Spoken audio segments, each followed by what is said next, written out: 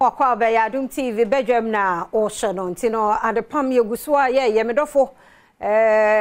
omo ejejire mu no contestants no make sure so no mbekasa o my designs na betimi amani pana kamu nti no wa hye no so saade amaye be wo owura kwame ahen enso ewa ha o free Grace Gift Herbal Laboratory Clinic no penso yene won bedi enkomo me mu akwa aba papa na bia boko de na one for evidence na ma say Grace Gift de ya normally mo kire ene me na me nkoa ofa baya nka oluma ne ba sa na sa doctor pani ho ye de yentie nsanchani ahodo a mo ye ne ayaresa pa mo de ma ye ma ahwefo nyina achi Grace Gift on say ye nkomodie nyina no ya na ye kan say they are practical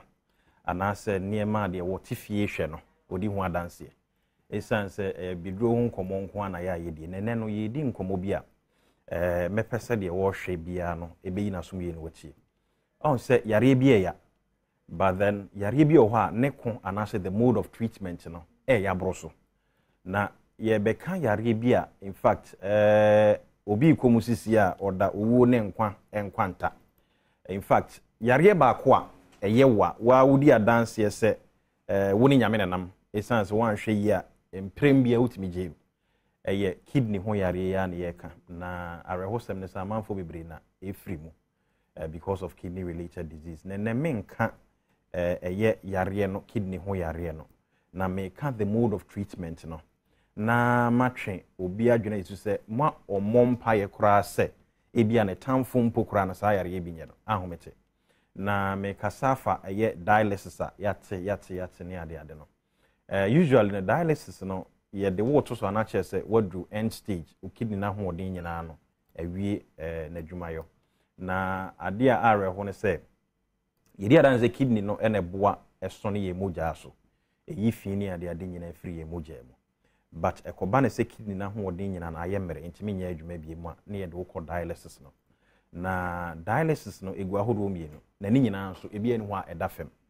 yenyi neka se bia de oyare ye kidney failure na order dialysis so eka obo because o machine so bia na ye juice ka yenyi enu mfiri wo meka ya on discomfort asade na de ba manfo bibra adwen course de enim ne se ye yi umoja na ye san de egum ni ade ye wa ahodo mienu ye wo ba ko bi efe no hemodialysis na no enu de hu yie ni nyina ne se ye yi moja ni nyina no epie there is a machine which is a dialyzer no ye yi moja ni nyina epie ni asone so na afi ye san de moja no aba but ye create surgery bi wo wonsa ho hemo no na ye de eye empane ne ade ewuram se de bi moja no de enye no be pie na ya sone ne ye san de agum afi ba konso ye friend peritoneal na no de no ye yi moja ni mpie o ye de unipadua na abdomen there is a section be a friend the peritoneum eho ene ye no ene nti ho na ne adan wo moja nani na enema nke wo se nka kidney no eya entimi nye no ne ye ni nyina unipadua na saa de we nyina comes with a surgery enya ade a eya ahonro so ene eya na ade a eye dialysis eye ne se ya nyewo a o retain ni moja fi wo nipadua num afi so fluid enso ehu hia eja nipadua num enti dialysis na adwuma eye nyina ne se eboa ema ekipi a safe levels of minerals ewo moja mu IBA sodium potassium ne bicarbonate ne ade na afin so esan so eboa sedem sikan no eyi fluid e free nipadua no na maka we di a kire o ma mentwe adwen se bibi so se wonom a enya eye end stage kidney failure wonom a won kidney no age won kora wonom a eda dialysis so no hwemu adan di se wonom ada so acha ye mfie du ewo so wonom gym wonom to anananom usually no ebinom etimi span between 5 to 10 years de achekora ye bia 15-20 years enya de dafem na arehosem so ne se unyanya bia na chese ba bia edru no sedem ka wadu wo ne nkwa ntanchi there are several issues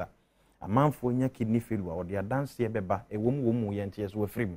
yare ne nya ade a in fact ye enikan yare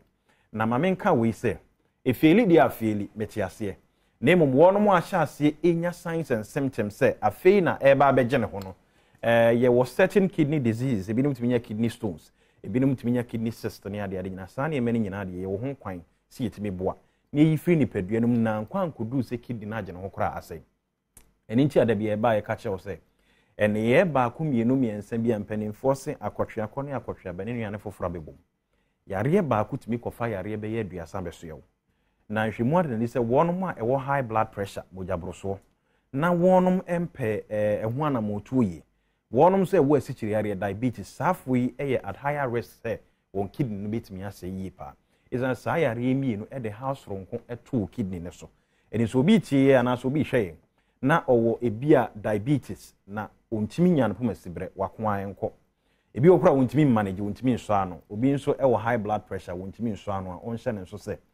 wa moan wan kipini ema in checka edimudimudimi a kidney no etimi sei kidney nso sei dia na jenipadua na kwa ni nyina na ahodwo no wan hwe ya na nkomo a medi kan di ebi ba be ya dokoto dialysis so anya ahogono so yawa obefem ene ade a wa woda ho abonso wo mogya ne nam droben mu pie ekwa na asan aba enya ade edafem na menka we emfa message grace gift emwa ebetimi de abo ampanimfo se wofa asoroboa adamfo a okotokro nka soro afei nso bibi ne abo aka nka bia ote ase wanya ahwekura wu a ogya nka wadodo se wodo ho bo grace gift a ye ntimi amwa akura yare no start anase efifi no ye betimi abo amanagi aso ano de o kidney stones mbra ye de biduro kro ya na ema ye betimi amwa adura kidney stones nyina betimi afi nipadua no mako ama nipadua na san gina brane eti meka se entwen ema nyansa biduro kro ya na amanfo bi no ha ade a areho se nya duru sa stage na meka na dialysis na biduro ahodo bi ene ho ebejew ba bi edun de onu nyame nemum se ya aka ne ho symptoms we bi na be obu ho a aho hene prekope etisi ne so ne ho nya ne hene enye nsu a wo de dware o but suddenly ewo mu ana asa aho hene itchy skin afin so o skin no aye very dry asede yesi hamatine no so no epebre ye nu so wo pe na aba na otiti ne ho ne ade obi nso ho a baabi a bonus baabi edru na ye edu akoso afampie to brem no ona ase sha ase ese pejapega onya fluid retention wonan mu na onan no ema ne titiri hye ne nso obi ho a ne nan yesi fo mu efe odi ese efe pa na nso obi ho a prekope onim ne nan se de ba prekope wo se ne nan ne ho aye smooth afi peja enam obam ho aye hyenhyen enye wa ho ofe na eba pehunu bia na wo kidney na acha ase efeli na wonim obi nso a prekope afefie like of vomiting ne ade obi ejani tipaye me pa cho wo so a wo eye condition me di kan bo so diabetes ne hypertension nyina no wo at higher risk se wan hwe ya kidney yare obetimi anya bi enti de me kan ye no mpani se kaza tenten toponko de opeso de ne ho ebedom eye grace gift na enye kidney yare enko na bia yare aka na abo no de anante na wonya npo masibire wa chine no omfa ne ho emedom ye na yebetimi aboa no arehosem ne se ene wudin asesan ye do yare na efro mpani si dua bia woni din wo kwaye mu a ye twakura ye frɛ no poma wo yare nti ye do yare din na esre wo enye sede na nka apeni senke bia nka abusuafo nto pehwe nanso ye se edua dan ne ho dufoche a obi atena ne so bi me pa chofa ho bedom ye beboa ye numbers egu tv na se ma mensan embo na menfa location into dwama obiem na obanko ade a na oje bibidro di na wa bidro mutumi nko ade betimi aboa asayare no ede ama ye numbers eye 0543 320030 0543 320030 afin 0246 518003 046 518 ye kira kwan ye mienu enkran krodua mo ye wachi water new petroleum ye ne family life ene din hwe ne mu Kumasi international school yes Kumasi nso ye ohwim school junction bare kese kwan so school junction onya si wo pe ye signboard esi wo obi ade obekọ ya so ye ho ene nkomo na ha ne ye de wo no mu se yeda se Kwame ahe nyamishira ye chia doctor penny etina say de ye kan de grace gift no nkrobata mienu pe ebie ni baabia ena munno nso ye nton baabia o te so obi ye o ma de hye no obo grace gift pe ye nche no oboa o ade hye ni nya di kan pe o ma de hye ni nya bam pe oboa oto wabu okay Matthias ye enti se eye clinic ti mo ye adwuma from ye ni break esan se yare e ba o mfre o fon so nka ncho se meba na meba china o mu anaba ti ye ni break ye adwuma ada kwasi ada se nipa be board on plan se the last person na free hono ye mpon ye aha ti de tie bia obi abetimi abaya so sa nti na dwoyi kwasi ne kwasi ada ye bie e won kran ha ana Kumasi so sa o Kumasi de ne wo hefa Oshim school junction wo fa car report junction na ka kire meet na trotro driver ne se oko oshim school junction wa obesi e obare kese kwan so okay e ho ne edi signpost nso de no asele no ho yeah na awo wani kama fefefe yo e na nkran nso de no wo nkran wo Achimota New Petroleum ye ne Family Life International School in the nhwe nkran de no wan hwe a obedwen say guest house guest house very nice FAE no correct nti ameka say Herbal for Ghana ha nyina won gi omo kese pa ne ye Grace Gift ye logistics na no den e ho fe bra ne beboa oh yada say